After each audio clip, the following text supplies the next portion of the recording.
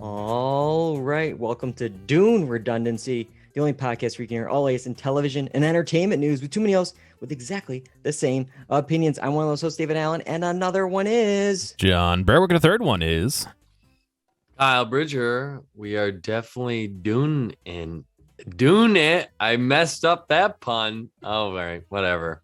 I will say that John is Paul Atreides to Dave's Baron Harkonnen to my Duncan, Idaho, baby. Duncan, Idaho. Woo! Did that really happen? There's a real. Yeah. First of all, I hate the choice that you gave me. Of course, you gave me who you did from Dune. Of course, I'll just go sit in my mud bath thing your over vat there. of oil or whatever. And Duncan, Idaho. Oh yeah, baby. Duncan, America, Idaho. Duncan, Idaho. All right. Well, yeah, we will break down Dune and all the characters, including Duncan, Idaho.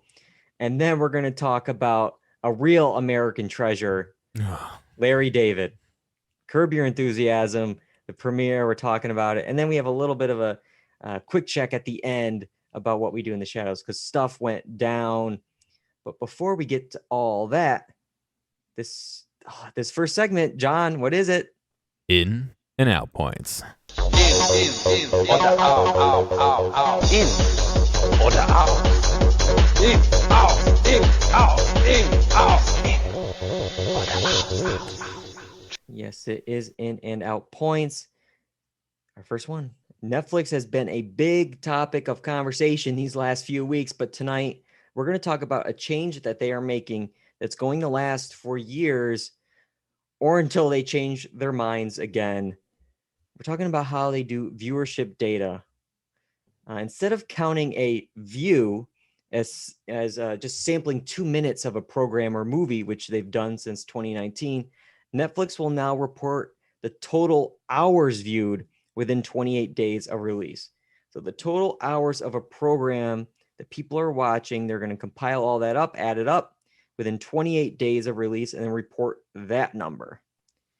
We'll get into the specifics a little later, but overall, Kyle, your first initial thoughts, is it better than the 2 minutes to count the hours, or what are we doing?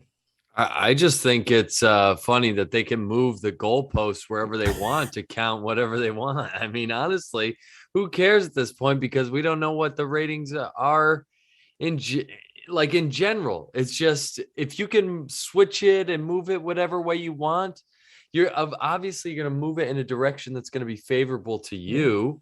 And I could see with people just like leaving stuff on that the numbers are great if you watch it within the first 28 hours.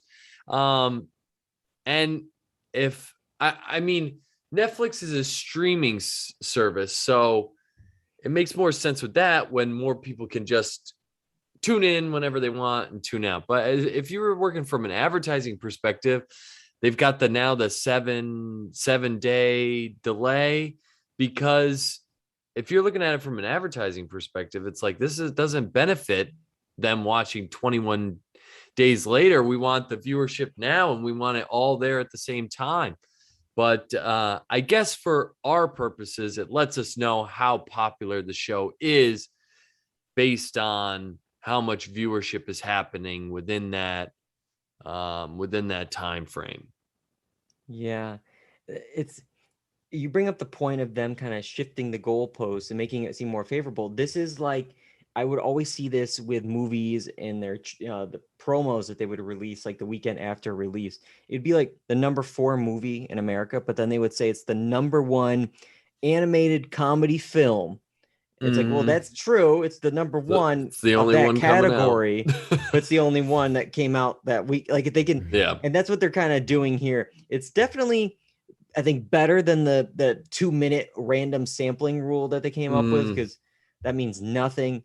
Before that, they did from 2017 to 2019, they counted any account that completed 70% of a movie or 70% of like an episode or something as a view. This one is interesting to me because it's like, well, are we going to now, like, is this comparing apples and oranges? Like literally, because half-hour comedies, take Emily in Paris, is automatically at a disadvantage versus hour-long dramas like Ozark. Mm-hmm. Because if we're counting total hours, well, there's less total hours of Emily in Paris to begin with than an hour-long Ozark. And then you have like a limited series. It's even worse because The Chair that came out, I watched all 6 hours or all 6 half hours. So there's only 3 hours total for The Chair versus 10 hours of Ozark in a season. So it's like, unless I watch The Chair like 15 times, it's not going to equate to one time of The Chair or of Ozark. What would make more sense is for them to do a number between 0 and 1 corresponding to what percentage of an episode was watched. And that way, something that's a half hour could still get a 1 for, 30 minutes of being watched compared to something, a 2-hour movie that could still get a 1 for being watched all 2 hours. And that way, if they add up those numbers, they can get some positive number, 4,000 or whatever, to figure out how much of it was watched. So if someone only watched half an episode, they get a 0.5. That would make a lot more sense than this, because I hadn't thought of that. Because you have something that cranks out 10-minute episodes and has like 6 in a season. Yeah, it's disadvantage to something that has hours and hours and hours of stuff. Yeah, unless that's somehow built in the metrics, like, oh, this half-hour show, was watched this many hours. That's way better than we thought because, there's only this many hours of the show out, but that means people viewed it multiple times, maybe. So unless it's like baked in where they're thinking of that in advance. But yeah, you're correct. Unless the thinking is like, we only want hour-long content because that keeps people around longer, which seems silly. But you can't do that. I know. Some things aren't, like, anything that's not made by Netflix probably is built for commercial breaks, which isn't an hour. 22 minutes. Yeah. How do you Seinfeld episodes that are currently on there? How do you judge that based off of something that was designed to be an hour, like, or more? It doesn't really make much sense. It's just wild because Netflix has probably the most data compared to something like ABC or CBS, who are relying on Nielsen or all these different. Oh, how much is it streaming on this platform? Oh, 7 days on this network. Netflix just knows. Oh, you clicked on it and they know exactly the millisecond that you turned it off. They have all the data, all your demographics. They know so much about the views, and they're just giving us this one little metric. Yeah. Whenever they want to. That's the other thing. It's like they've now have promised to release more of this hours viewed metric more regularly, so our members in the industry can better measure success. It's hard to make comparisons on things when you don't know what you're comparing it to, and if this is the full data picture when you're only giving us a sample here and there. Yeah, I mean, the only thing is, I can think this is for like shareholders and stockbrokers and all that, because that Netflix could easily tell us who's viewing what and how much is being viewed. But if they were to share the full scope of their scripted series that no one watches or hasn't even heard of, and no one is watching that's not beneficial for the shareholders. So we're just going to give them the information they need to think that we are doing well enough to keep this train running. And of course, they only are going to say the big numbers to make you say, ooh, that sounds big. That sounds exciting. I got a couple of those numbers here. I want to first do the old way, and then we'll do the new way. This is what the old system, the 2-minute viewership data, told us in their last batch of information they gave us. Number 1, Squid Game, 142 million accounts sampled Squid Game. And then we go down the list, and it's like, it's hard to really see, because it's like, are these up-to-date metrics, or are these like, oh, they told us the metrics of this in December of this record, and then maybe July of this other one, like Bridgerton, number 2 on the list, 82 million. Is that up to date, or is that when it premiered in December? And now more people have watched it since then. Yeah. Because if you keep going down the list, The Witcher, number 4 with 76 million. But then there's a new series called Made, 67 million for Made. And we were going to talk about this show, Made. I didn't think it would be a hit, though. So I switched out with Squid Game. I guess of the two, I made the right choice on that one. But right now on this list, it's tied with Stranger Things Season 3. And it's higher on the list than The Queen's Gambit and Tiger King. And so this is already the issue with the ratings, where it's like, well, wait a minute. There's no way you could tell me that Made is bigger than Stranger Things, Queen's Gambit, and Tiger King, because nobody's talking about that in my timeline compared to those 3 other shows. But because they give us this ratings whenever they want, the first month after Tiger King came out in February of 2020 versus now with Made in 2021. It also says accounts projected. It's not even the actual count. It's what they think it's going to get. Yeah, for some of them, yeah. That's that. What are you giving us numbers that you're making up? Like, how is that? How can you do that? Asterisks there, yeah. Projected. We're projecting that 300 billion people are going to watch this.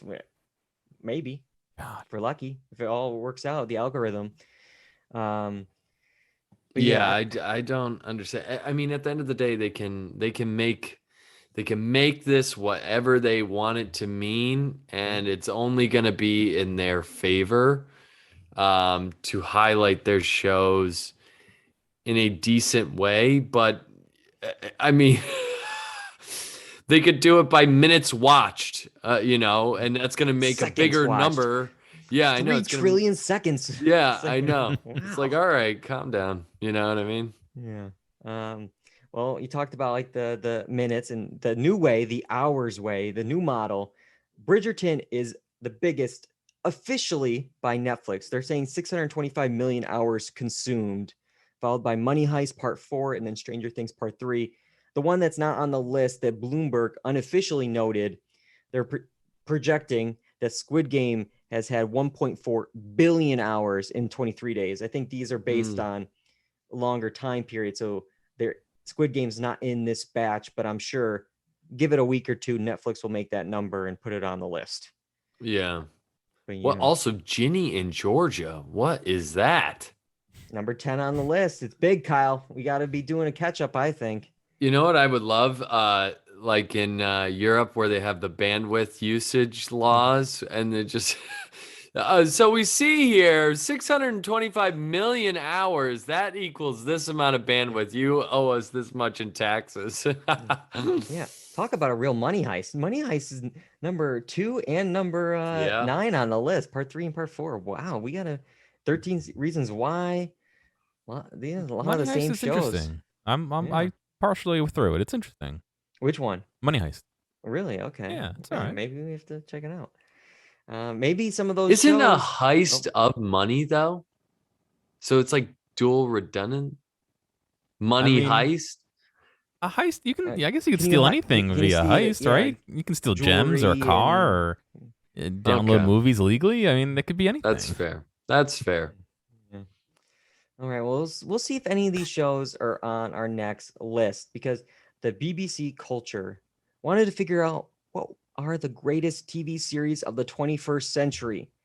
They got 460 different series that were voted on by 206 TV experts. These experts included critics, journalists, academics, industry figures, and not Dual Redundancy. I don't know why we were not on the list. How dare they? Do they know who we are? I don't think they do. But all these experts are from 43 different countries around the world. Each expert listed their top 10, and then they were scored, with some kind of metric to get a placement here to make a top 100 TV show list. And we're running through the list. We're scrolling it through on Twitch here, but I'm going to read off the top 10, and then we're going to discuss this list in this here. So I'm going to go from 10 to 1. Number 10 in the top 10, Succession. And then number 9, the UK version of The Office. 8, The Americans. 7, The Leftovers. 6, I May Destroy You. 5, Game of Thrones.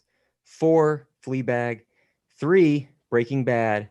Mad Men is at number 2, and then the number 1 show, The Wire. All right, Yeah, man. Kyle, what do you think of this list? The top 10, everything. The good list? I think it's a pretty solid list. I mean, there's so much. I mean, we're going back to early 2000s, which was like or 20 years ago. yeah, I know, but like I want to say like 2007 to 2013. We're talking peak TV Yeah. is right in that time frame. So yeah, I mean, still yet to be seen how Succession will roll out, but if the first 2 seasons are fantastic. The Americans, obviously a great show, one of my favorites. The Leftovers, one of my favorites. I May Destroy You. I'm a huge fan of that, an advocate for that.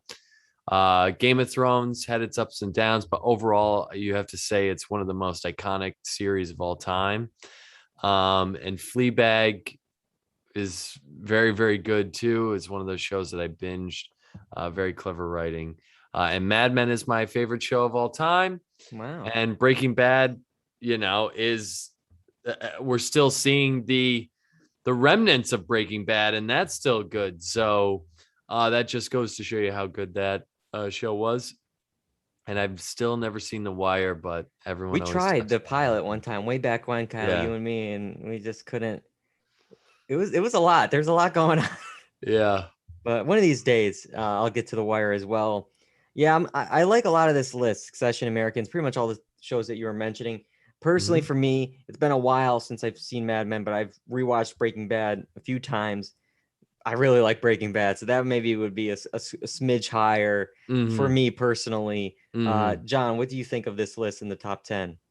I think it has a lot of the shows that you would expect to see there. I think at a certain point, the shows are more what it means to you personally than how good Yeah. they are, So I feel like the general area on the list is more important than the exact nitty gritty of where's where, Yeah. because I think no matter what, people are going to have different opinions. So, but in general, yeah, it looks like everything that needs to be there is there. So, Yeah, it needs to be more of like a, I don't know, like a ranking where it's like a, mm, okay, top 10 is this tier, and then maybe yeah. 10 through 20 is this tier, and then it's like, okay, Mm. bottom 50 or whatever. It's like you gotta have different tiers with this, because it's like hard to really compare Succession and Fleabag and The Wire. It's like Yeah. they're all different stuff. Some of these are mini series or short-term series like I May Destroy You, and comparing that with shows that are Yeah. completed and some that are still ongoing.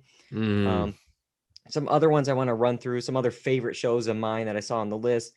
Atlanta still going on. We just got a little Yep. teaser the other day for season 3 finally. Atlanta's at Mhm. number 14. We're going to be talking about Curb in a little bit. That's 21 on the list, right Mhm. above Better Call Saul at 23. And then Mhm. you have The American Office. It wasn't 9 like the UK, but it's at 39 on the Mhm. list. Any I other mean, shows jump out to you guys? I was just gonna say that it's very like, because it's BBC, it's very BBC Yeah. heavy, but yeah, I mean a lot of really, really good shows. Halt and Catch Fire at 50, that would be much, much higher for me. I love that show, and I think it's really, really good. Some ones I thought True Detective was really high. I mean, I feel like it's still living off that first season fame.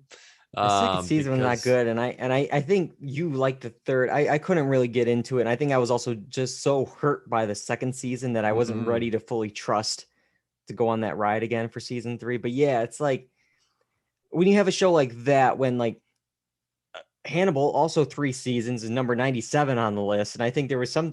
It's hard to compare again those two shows because True Detective season 1 was really good, but it's like Yeah. the other seasons of Hannibal were better than the other seasons of True Detective, and that's so much Yeah. lower on the list. And then you have something we'll talk about next week, John, Dexter, 89, just above Always Sunny at 90. And it's like, oh no, again, it's drama comedy, but Yeah. Always Sunny should be up higher than Dexter.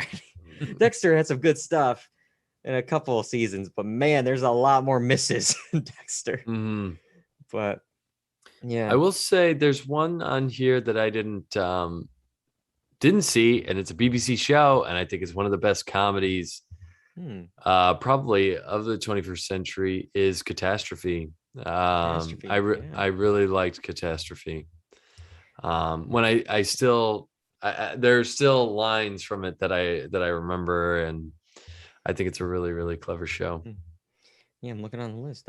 Money Heist made it, John, 43. I know. Money Interesting. Heist. There's I looked up though, there's some like recent Emmy winners that I was like, okay, like maybe that's how, because it's hard to really track down this list. I'm like, there's some I don't see on this list. I don't know what that means, but they're mostly from comedy. The comedy winners aren't here, but the drama winners are.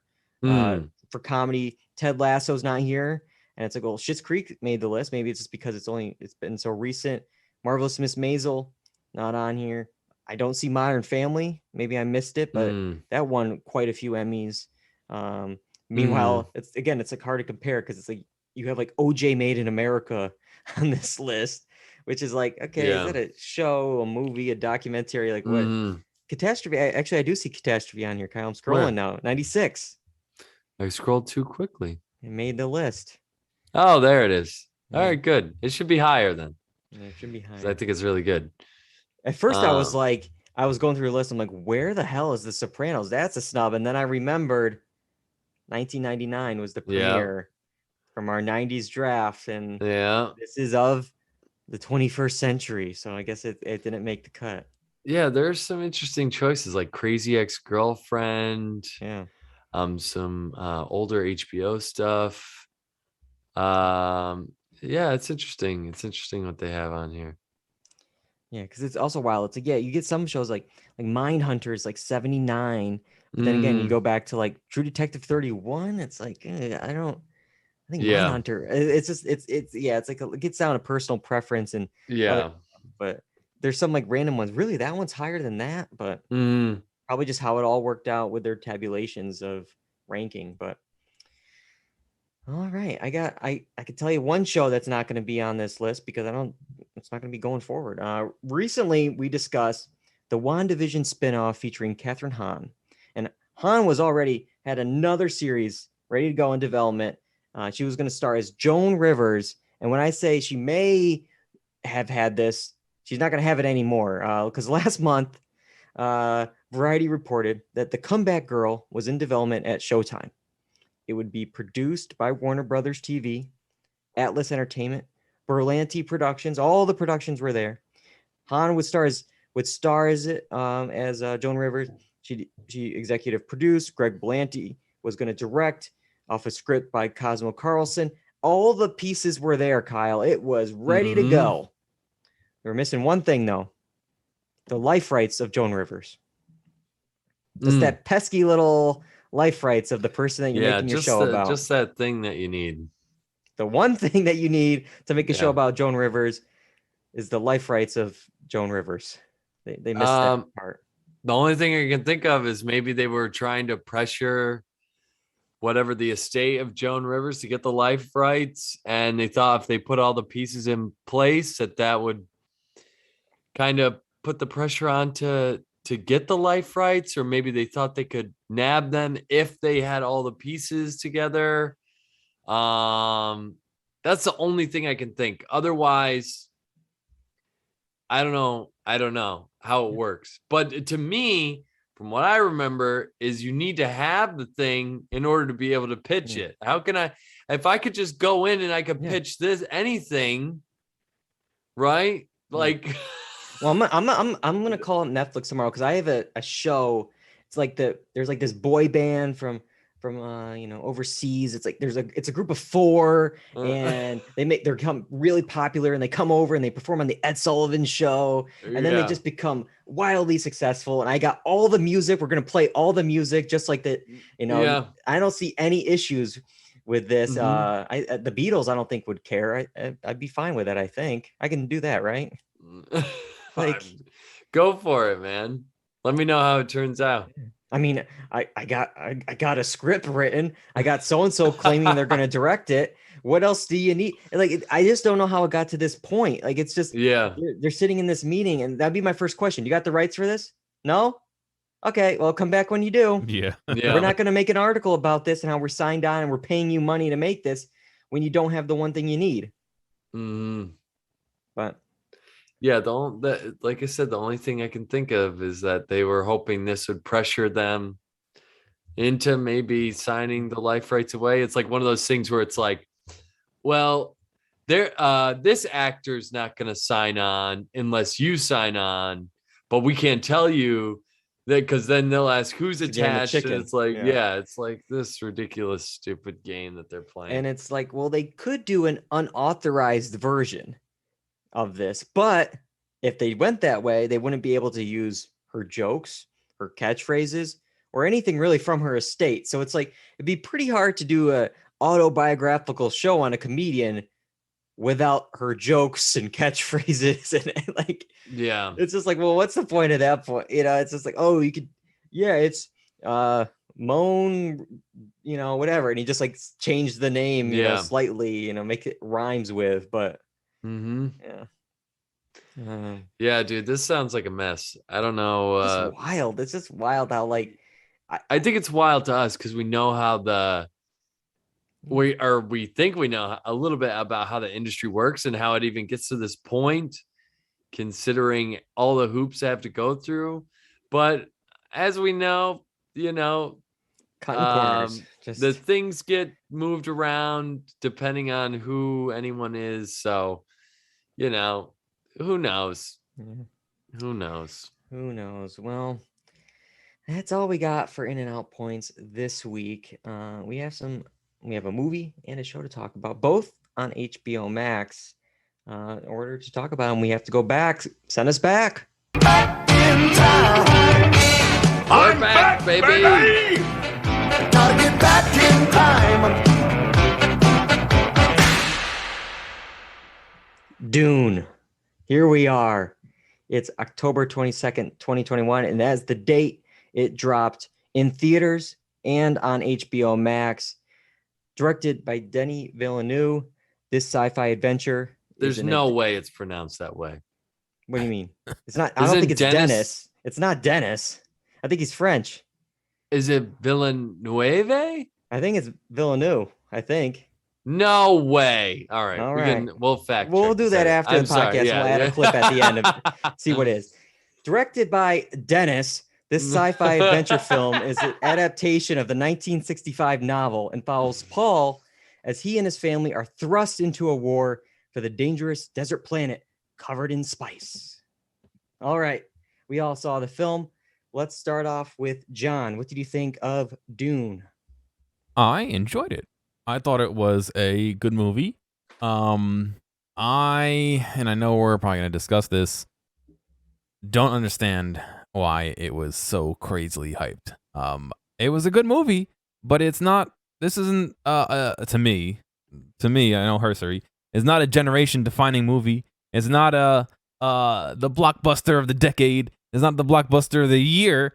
It's just a good movie. Like, I don't know. I maybe because I didn't read the books or see the older movie or play the old game or whatever X reason you want to insert, but it didn't live up to the hype that I thought it was being given.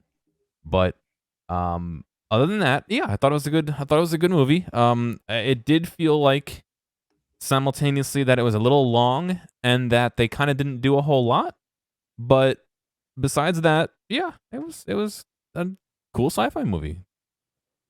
Yeah, I agree with pretty much everything you're saying. I enjoyed it. It goes to the direction of Dennis and what he did, and we'll get to all that and the spectacle of it. But yeah, I do agree with the hype in it. Like for me, it's my feed, maybe it's my algorithm, maybe whatever it is. But for the last few months, for the last year or two, I've only heard about this movie. Like it's been in my thing. So I went in with really high expectations. I mean, it's hard not to. When I see tweets like the one I'm about to read, this is what my timeline was showing. Okay. This is from the senior editor at Entertainment Weekly. Quote, "I left Dune shaking. This is how people seeing 2001: A Space Odyssey back in 1968 felt for the first time. The grandeur of this thing is off the charts. However blown away you think you're going to be, multiply it by 10. So yeah, this is the stuff I was like, okay, man, this movie better change my life. And obviously it didn't change my life, but I did enjoy it. I thought it was fun. I thought there were some great moments in it. As John was saying, I feel like the pacing at points was off. It's a 2.5-hour movie that has a lot to cover, but at the same time is only part one of the story because it's a complicated book to adapt. But we also kind of left off on this moment where it's like, you want more, but wait, what did we just do? So I think this is going to be the one where it's like, I need to see both parts before I can make a final judgment on the product, if that makes sense. But with that being said, again, the direction, the spectacle of it all. I actually saw it on a movie screen. I had the audio, the score. Boom. I was there. I was in it. But again, there's some things I'll quibble with a little bit later. But yeah, overall, I enjoyed it. Good. Maybe not great as I was going to be. My bar had to clear as those tweets showed. But yeah, that's my thoughts. Kyle, your thoughts? I didn't actually see much in terms of hype for it. So I went in with just my seeing the trailer, which I thought was cool, and knowing who was in it, and who was directing. But I thought it was really, really good. It's really, really nice to look at. I wonder what it's like in theaters. I just watching it on my TV, I have a nice TV, but it was just like, I couldn't imagine watching this in theaters. It's got to be really, really great. I thought a lot of the performances were good. And I think Timothée Chalamet actually did a really, really good job with it. And so I will say, I think this does stink that it's like a first parter. Yeah. Like that whole thing sucks. Like I don't enjoy that part of it. I think the story, given that, I don't think when you look at a tweet that you posted there, I don't think the story is the grandeur that they're talking about. I think it's more the spectacle of the thing. And I think that's what's going to live on with this movie, not so much the story. Because like you said, we're going to have to mash the first and second part and see, was the first part story-wise worth it? Does it everything line up here? Especially to make with the this pacing, a worthwhile. Yeah. Because when we see part two, and if they're gonna yada yada yada like speeding through it, it's like, well, wait a minute, maybe part one should have had some of this, and because now part two feels top heavy to the lighter part one of what you were doing. So yeah, it's gonna be hard to like judge it. But yeah, that's what we're gonna try to do tonight, is really talk about part one and how ABC, it all kind of connects with just the one part. But yeah, go ahead. No, I was just gonna say, and I mean, there's no way you could see this movie and not immediately think that there was a part two that was going to be announced, because you've got Zendaya doing marketing at the wazoo, and she's not even in this thing for like 2 seconds. I want to go to this. Okay, so this was the thing where I thought this was like, because there's a lot of people upset on Twitter about this. Zendaya, who, if you look at the poster, the actual poster, she's like the second biggest head on the poster after Timothy. Like it's her after him. It's like, okay, I thought going into it, it was a two-hander. I thought it was the two of them together doing things. Yeah. But she's in this movie for like 7 minutes total. Yeah.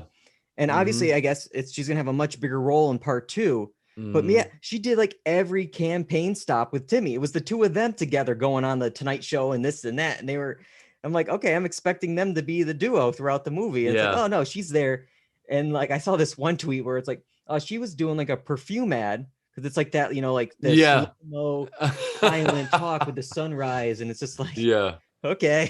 How do you go on all those shows and talk about a show that you're barely in? Like, that seems so like weird. Like how does that not get found out with a direct question? Like, someone asks you a question and you're like, I'm not in the movie till the end. Ask him. Like, how does that not happen? Like, it'd be like, I guess, even with these pressers, these guys have already seen it beforehand, right? Some of these guys have already seen the movie beforehand. So it's like they know, and yet they're filling in this bill of goods that you're trying to sell. You know? they're trying to get the high school kids. It's like, hey, you think you're gonna go see Titanic, 2021 here with instead of Leo and Kate, you're gonna be seeing Timothy and Zendaya, rom-comming through the spice world here. Just kidding. We got your money, and now we're gonna show you this desert thing with the sandworm for 2.5 hours. Zendaya shows up at the end, but yeah. Outside of that, the cast is like, is just stacked. I mean, we mentioned the two already, but Oscar Isaac, Josh Brolin, Stellan Skarsgård, Jason Momoa, Javier Bardem. It's just on Rebecca Ferguson. It's just there's like everyone, and a lot of them were just really they were just happy to be there. Elongated cameos for some of them. It's just like, I'll do a day's work on Dune and Dave Bautista. Like it was just like everybody was you blink and you miss somebody in this film. But yeah, I guess Zendaya will be in the second one, so don't worry, internet, it'll be fine. But yeah, we talked a little bit about the spectacle and what the director was doing, and I will say, like, while I'm not an expert on this movie after just one watch in the world and the story and all that stuff, I will say I liked parts of it where I feel like it was a mix for the hardcore Dune fans that like, oh, that's that detail, oh, that's that thing, but then there was also working for the newbies in the world. There was points to, okay, I got that. And like, because Paul is like listening to pretty much audiobooks of like the exposition of the world. Like, okay, this is spice does this, and this is this thing, and this does that. And it's like kind of like explaining things to him, but it's also explaining it to us because we don't know the sandworm dance he has to do on the desert and all that kind of stuff. It's like they're teaching us. So I feel like there was a mix of that, but then there was other points where I'm like, wait, what? And it was the foundation thing of like, the Galactic Empire is going out to the outer rim of this. And I'm like, what? Like, what does that mean? Like, you know what I mean? So it's like, one thing that, and you'll have to correct me if I'm wrong here, is that they were talking about the Emperor, and I don't think we've seen him yet. Have we? No, because it's not because the Baron is something else. So they kept talking about like the Emperor, and I don't think the Baron is the Emperor. John or Dave, are you on the same page as I am? No, I agree.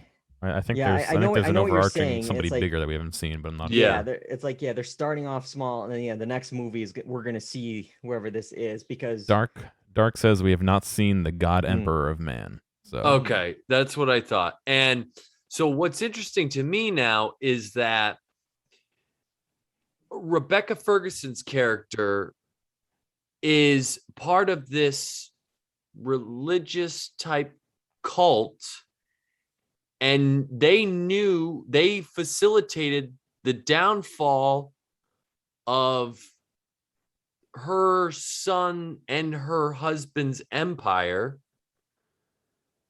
and they knew about it and they facilitated it. Did she know about it too, since she's a part of that little regime? Dark's gonna have to help us, because I don't know.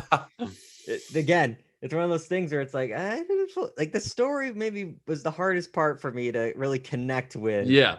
I like looking at it, I like hearing it, but I mean, I've watched it like halfway through a second time, and I was picking up details a second time that I was like, okay, I definitely missed this in the story. But she is definitely a part of that's how Timothée Chalamet's character can speak the way she does, because she's that, but they helped the downfall and worked with the Baron to bring down his father. So I don't know, it's kind of a weirld thing. I'm definitely gonna need to rewatch this to try to figure out who's what and we'll where. Just read all 6 books by the time the next movie comes out. We'll be good. Obviously.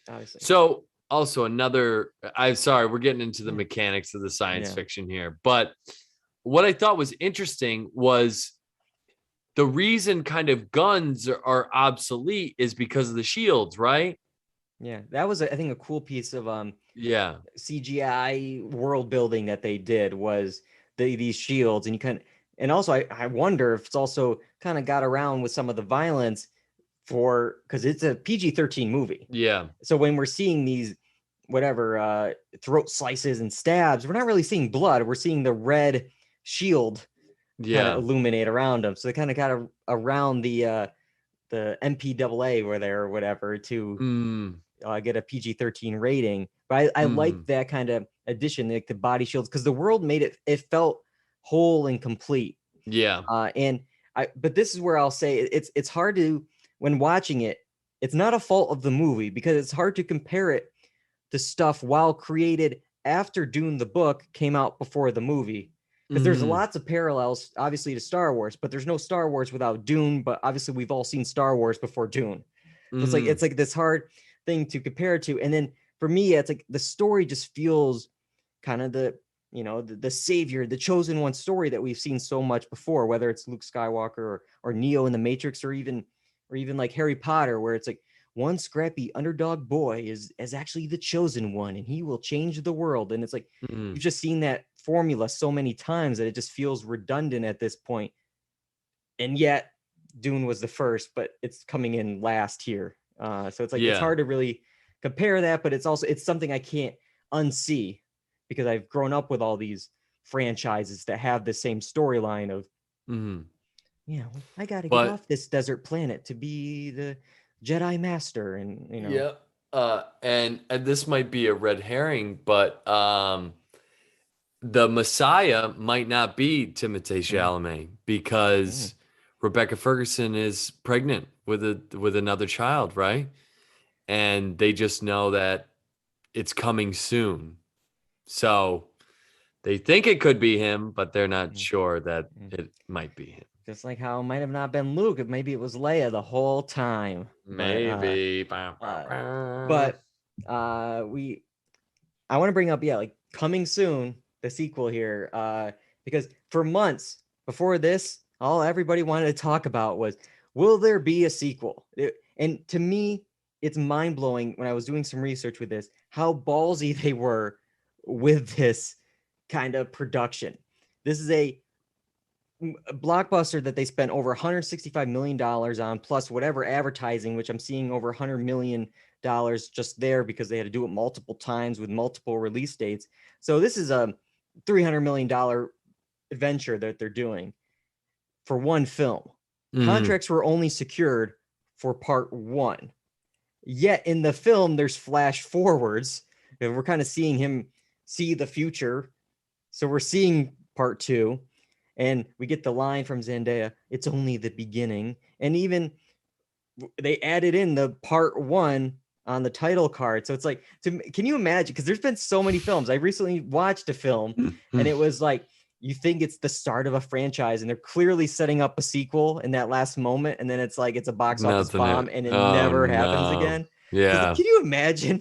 Can you imagine if like this, because again, they were waiting to see the box office on this because the director's past projects maybe have not been as financially successful, whether it's Blade Runner 2049. And it's like, oh, we can't really, put all of our stuff into this one basket. And well, part two is coming. The internet is already moving on though. They're talking about, we want part three. They won't stop at two. It's gonna be part three. And then when part three is announced, part four, baby. Part four. Dune said they were 30 HBO books. Max. Oh, 30 books. Oh so my gosh. We can be part 30 by the end of this. 30 books. Yeah, he said they were. Here's the thing though. This movie is based on half of the first book, right? So those 30 books could actually be 60 movies. He said 3 main books and 28 supplementary books by somebody else. Oh my God. No, thank you. I won't even, I couldn't even do the movies for the book report. Are you serious with that many? Oh my God. Yeah, part two is coming. Part three is coming. Probably. Who knows? HBO Max already has this prequel, Dune, the Sisterhood, in development. So we got a new IP franchise coming here. Watch out, MCU. It's the DCU. Actually, they already have that. So I don't know what this would be. But here's the thing. I mean, if you go too much with it, again, what we're saying right here, what it sounds like is this visually stunning, story-wise, we're still not that we think it could be on the right path, but you start doing prequels and then the production value goes down. Is it worth it? You know? Yeah, I don't know, because you're not gonna get the director to come back for 30 films of this. I don't think he's gonna do that much. Yeah. As long as maybe here's a spinoff. Can we get the Duncan, Idaho spinoff? Can we get his Duncan, backstory? Idaho, baby. That was my I literally like did like a double take in the movie. I was like, wait, what was his name? Duncan, Idaho. Duncan, Idaho. Is in this world of Dune. I don't even know where they are, if it's a different planet or whatever. Yeah. Does Idaho, the state, exist? Yeah. Like, is it in the history books? Is this in the Star Wars, a galaxy long, long ago? Or whatever? Like, his family was long lost potato farmers. He comes from a long lineage of potato farmers. Okay. No, it just was like Idaho. Duncan, Idaho. And like, it's just funny, like some of the other names of just like the main character, like, you know, you're in these like futuristic space places, and it's Paul. It makes a comeback. Paul makes a comeback, dude. Yeah. Bob, Joe, Doug, yeah. Doug Dakota. Yep. Yeah. Oh man. All right. Well, and that is it for Dune this time around. We'll talk about Dune Part 2 whenever that may be. Right now it's October 2023. That's what they're saying. I'm not betting on that. It's 2024 at the earliest. Maybe another Avatar where they keep pushing it. Yeah. Oh my God. We're still getting 4 of those. So yeah. When? There's no way. It's like the George R.R. Martin of movies. It's never gonna come back, man. We'll see which one comes first, Avatar 2 or Dune 2. Oh wait. All right. We're gonna keep on HBO Max here. We're gonna be talking about Curb Your Enthusiasm season 11. There's actually 2 episodes we're talking about: The 5-Foot Fence and Angel Muffin. They dropped on October 24th and October 31st. Larry David is back, and now we get to see the predicaments he gets himself into as he pitches young Larry to Netflix and deals with a post-COVID world. All right, Kyle, we both saw Curb Your Enthusiasm. What do you think of these first 2 episodes? They weren't my favorite Curb episodes, but I still enjoyed them. It's like a warm blanket at this point. You kind of get, which direction Larry's gonna go and how things are gonna kind of unfold and the formula for the episodes. So it's all comfort food at this point. But it's musings of Larry David, probably what he has been through in the past couple of years, and that's still interesting to me. But I will say the episodes were just okay in my mind. They weren't revolutionary or life-changing, but it's still wasn't comforting the, and funny. 2001: A Space Odyssey 10 times bigger than it's hard to judge comedy, especially Curb, but even these 2 episodes, if we have to, I think one is definitely better than the other, the first one over the second one. And I think neither are at the top of what Curb has ever been. They were okay. There was definitely some LOL moments in it, but it wasn't. A little let down with it. These 40-minute episodes, and I feel like, what are we chugging along? But I'm going to share a tweet because it can kind of springboard into some other thoughts. But at the New Dem, Brooke wrote to us and said, longtime fan of Larry David. We rewatched the last 3 seasons leading up to the premiere just for fun. Laughed our asses off. Have to say, though, last night's episode was a crap sandwich. Way too dark for the abortion to the dog getting hit by a car. O'Brien, not Larry, made the episode watchable. I'll actually say O'Brien made the episode worse for me. I'll get to that later. But what did you think of I guess the second episode? The second episode compared to the first, because I didn't like the second episode compared to the first. Not for the dark stuff of it, but for some other reasons we'll get to. But O'Brien, the dark stuff. What did you think of that? I wasn't too turned off by the dark stuff, I guess, is what they're kind of talking about. I mean, they've done humor that's kind of crude like that before, so I don't see anything new or different with that. But yeah, I would kind of agree with the O'Brien part, because it seemed like he took the air out. I mean, it's to me, you're like looking at this kid as a young Larry. I don't see it myself, and then he's like, I don't know. I'm with you. It didn't work for me either. And then like faux outrage, and then him being like a dog lover, like the whole thing just didn't mesh. Yeah. It didn't feel like a character that was worked out well. Yeah.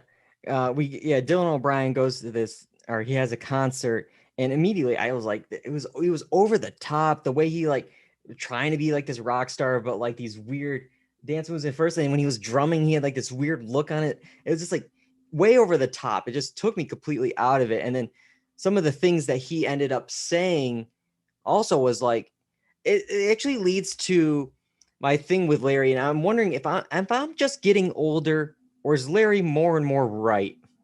Because there's points in these episodes, I'm watching it, and I'll run through a list of things, and we could talk about which ones jump out to you, Kyle. But first, he's owed $6,000 from a friend for over 6 months, and the friend's he's flabbergasted that he would even bring it up. Yeah. 6 months though. I know. You owe him $6,000 Yeah. in 6 months. Pay up. Yeah. He thinks the funeral for or holding a funeral for someone who's alive is dumb, which I also agree. That's just what he's gonna watch his own funeral from upstairs in a bedroom. Yeah. Earplugs at the concert. The music. I mean, the music sucked. Sorry, Dylan. And he's an old man. You got to protect your hearing. Okay. A lot of people go to concerts. If it's too loud, you get the little ear. Yeah. It seems like fake. It seems like a bad storyline, because it's like, who would care? People wear headphones at concerts all the time. You can't not hear it any less. It's like coming at you He's 1,000 like 90. decibels. Like, let him just protect what hearing he has left. I've mixed concerts with headphones in, with earplugs in. Yeah, there you go. Like, sometimes you gotta wear them. Speaking of music, he wants to turn down the music at the dentist's office. It's like, you can have it on, but he just wanted it not so loud. He's the guest in this situation. And then he's forced to dog sit for his roommate, who's already there for free for his girlfriend. It's like the dog is throwing up everywhere in his place, and he didn't sign up for this. And then finally, sure, he didn't have a fence around the pool, but the guy was robbing him. Yeah. But it's his fault. It's like, well, why was he there? Like, yeah. So there's so many things in these episodes where I'm watching, I'm like, I'm on Larry's side. I'm on Larry's side. Sorry. Like, but then Larry does like weird stuff with the toilet seat, and you're like, no, that's like, you're going over the top. Yeah. Can you imagine telling like Ted Sarandos, hey Ted, the bathroom that you have on the second floor, can you? Yeah. But so he's pitching this show to Netflix. Young Larry. He's going to be extorted by the brother that died in the pool accident to have his daughter in the show. Young Larry. First of all, I love how, at least for these 2 episodes, HBO is cool with all the Netflix plugs. Yeah. They're just like, okay, sure, you can be at the Netflix offices. You could pitch to Netflix. You could do this at Netflix, even though it's on HBO Max. But I do like how he's trying to like ruin the show in a way. Like he's almost have to, because he has to get it off the air because that actress is no good. Obviously they were talking about Dylan O'Brien a little bit ago, but I want to bring up somebody who I think, before we got Dylan O'Brien, I think this would have been a lot of fun, and maybe it's still possible for the finale. They've done big names before. They've done Lin-Manuel Miranda at the height of Hamilton was on. They can get big stars on this show. Mm-hmm. And I think it'd be possible for young Larry. You want to hear my crazy pitch? We talked about him tonight. Timothy Chalamet. I would love that. Okay. Think about it. He does Okay. fun things like he did that Super Bowl Edward Scissorhand bit. He does SNL when he has nothing to promote. Okay. There was all those viral photos of Larry and Timothy having lunch together. Uh-huh. What's to say Maybe. Timothy didn't just spend one day and shoot little B-roll or whatever for the Netflix Young Larry Maybe. show that they show in the final episode? And who would? I think the internet would go crazy if they like put a bald cap on him and have like the hair. Like he's known for his hair, so to Yeah. have him have Larry's hair, that would be like a viral moment. Yeah. But I don't know. Yeah, I mean that's a good pitch. Maybe I Larry would did like to it. see We'll find out. We'll see, I guess. Yeah. Speaking of cameos, though, we may have mentioned this last year when it came up, but I want to ask again to you, Kyle. What happened with John Hamm in his career? Yeah, I don't know, man.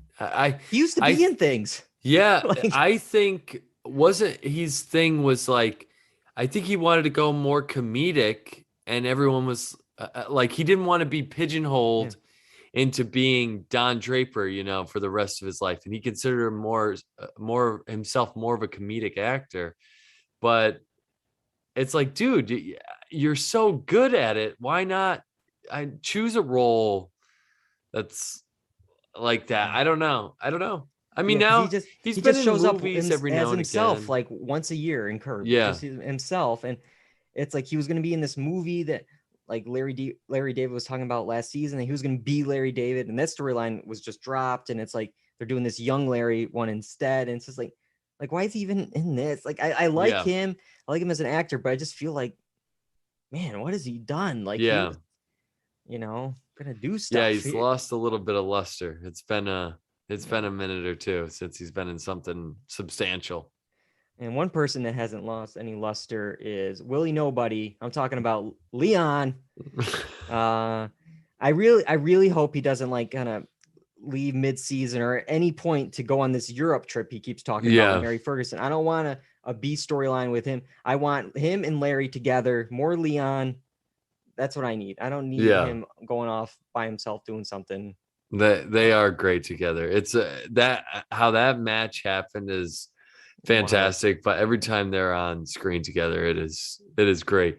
And it's usually just Leon saying some crazy stuff and Larry just being like, oh, okay, yeah. Yeah, I can't even imagine like the extra bloopers and the extended cuts of just them riffing and the improv that he's doing. But I got one moment I really liked and one moment I think they could have done better. I'm gonna pitch my own thing for an ending, but the moment I really liked, at least I laughed out loud for it. It's so dumb, it's so small and stupid.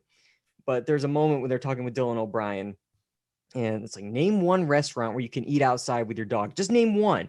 And Jeff Garland immediately is like, Burger King. just the way he like threw it and yelled it out. It's like Burger King. Oh, that's true.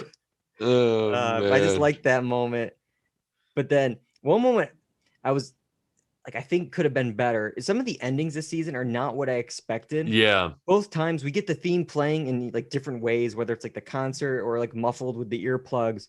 But I really thought the end of the first episode, we have the actress going into audition at Netflix headquarters here. It was going to be an awkward audition. The whole episode was them running into glass windows and doors. There's giant windows and doors at the Netflix offices here. Why didn't she just like run into that and maybe she knocked herself out and they like make up like I think next episode, oh, we feel bad for her, so we gave her the role because of that. Or, oh no, she's, injured and she can't do it anymore. Like there could be something with that there, but instead it's like, no, it's like, why have these giant glass windows as like just like a fake out for us? But also about when she does that was getting around the 30-minute mark where you're like, let's wrap it up here. It could have ended right there. No, they didn't go with my idea. Next time. I will say, these two episodes were just okay. Just okay. I honestly wish they were a lot better, but they were just okay.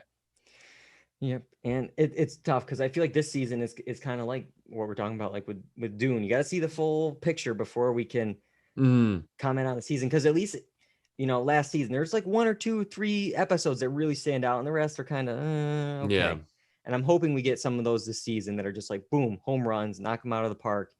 Because, yeah, like, still okay Curb is still better than a lot of the comedies out there. Yeah. So Yeah, for sure. I'll take it. But all right. That is it for Curb. We're going to do a little mini review of something because it had some big episodes. I would call it like a quick check. Quick check. Yeah, and we're going to do a quick little thing here on What We Do in the Shadows, Season 3. In episode 359, we discuss Season 3 so far in a quick check segment, but a lot has happened in the final 2 episodes of Season 3. We're going to spoil them. Spoiler alert. Kyle, I'm gonna set it up, and then I'm going to let you hear those thoughts here. We got Nandor. He's on a train going away from Staten Island. Naja is off to London to head some kind of vampiric council over there. While Guillermo was supposed to join Nandor, he got shoved into the coffin by Laszlo and is going off to London, while Laszlo is staying behind to take care of little baby Yoda, Colin Robinson, who died the episode before. So a lot is changing. I don't know what we're going to do in season 4, if we're going to keep them separate for maybe a couple episodes, get them all back together immediately. I don't know. But either way, the idea of a baby Colin Robinson is going to add to the show, I think. Yeah, I think so too. I was like, there's no way they can kill him off. I mean, he has like these little one-liners. It's an easy, like, little comedic bits in there. So I'm like, there's no way they can kill this guy off.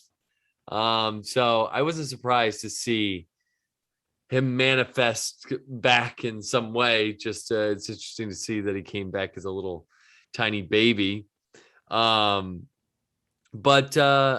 yeah, I think they're gonna have to do some episodes apart and then bring them back together, because that's where this show this gold is when all these people are together and interacting with each other. That's where the bulk of the comedy and from the show comes from. So I hope they find a way to figure it out. Honestly, you could have told me that this could have been like a series finale type of situation, or they weren't sure if they would be picked up again and this would be the end of it. I could see it that way too, or like maybe they're unsure if they're coming back. I don't know if that's true or not. I'm sure it's picked up, but it felt that way, didn't it? It definitely felt that way. I mean, the episode before, to kill off Colin Robinson, as you said, I was like, there's no way that this is happening.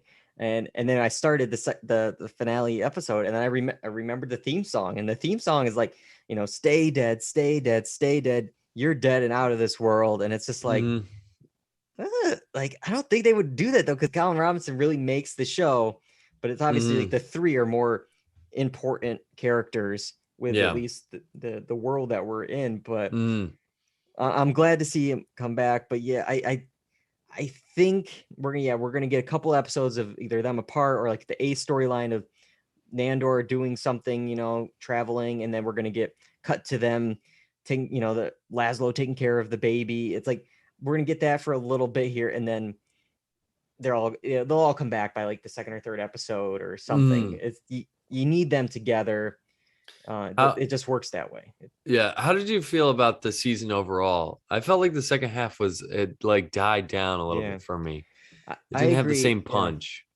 Yeah, I think I enjoyed like season 2 more than season 3. Yeah, for sure. I really like the episodes where we are in the world, like the real world, less about like the very like mythology, stuff. It's just like we get too in the weeds of that. And I felt like this season there was a lot more like potty humor, for lack of a better term, with like, and I could do that here and there, but it was just like I feel like we're leaning more towards that than I don't know. I wanted a Jackie Daytona episode, literally and figuratively, like a new version of that, but also something like that again. But yeah, that was I felt like because when I did a quick check in the middle of the season, I think, and I was really enjoying the first few episodes, and then it just hit a wall for me. I think they have a Guillermo problem. I don't know. I don't really like that character, and I don't know what they're gonna do with him, but it is what it is. I just don't like that character too much. But yeah, I mean, it's still a very good comedic show. I just it dropped off for me. I definitely like season 2 a lot more than season 3. Yeah, I agree with you on that. But we'll wait to see season 4. That's all we got for this week. Sorry. I remember the last thing I didn't want to mention is FX is using the F word like crazy, man. I've never seen it or heard it so much, which is fine. I don't care, but it's just like, wow, now we know what we can get away with here. Yeah, I wonder if it's like a ratings thing where it's just like, oh, not many people are watching after 10 o'clock, and this is going to end up on, most people are going to watch it on Hulu anyways, or FX on Hulu, so we can get away with more. But I don't know. Let's see. That's it. Next week, though, we're not going to be on Tuesday. We're going to be on Monday, special Monday night episode of the podcast on Twitch. We're talking about Love Life Season 2, the premiere of that dropped. And Dexter New Blood is back. John and I will try to break down the premiere on that November 8th, Monday, 8 p.m. Eastern on Twitch, twitch.tv/Dual Redundancy to watch that.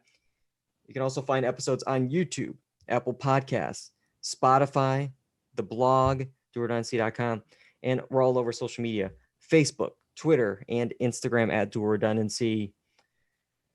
But yeah, that's all we got for this week. I got to thank both you guys for joining me tonight, watching everything that you did, and for John directing and putting the show up on your podcast player of choice. Thank you guys. Sure. All right. Until next time, I'm David Allen. I'm John Berwick. And I'm Kyle Bridger. I was really hoping you would say I'm Kyle Idaho. I can't even talk. Kyle Idaho. Duncan Idaho. He will live on forever. Yep. Until then, I'm just repeating in a circle here. Let's Goodbye, say everybody. Duncan, Idaho, baby. Goodbye, everybody.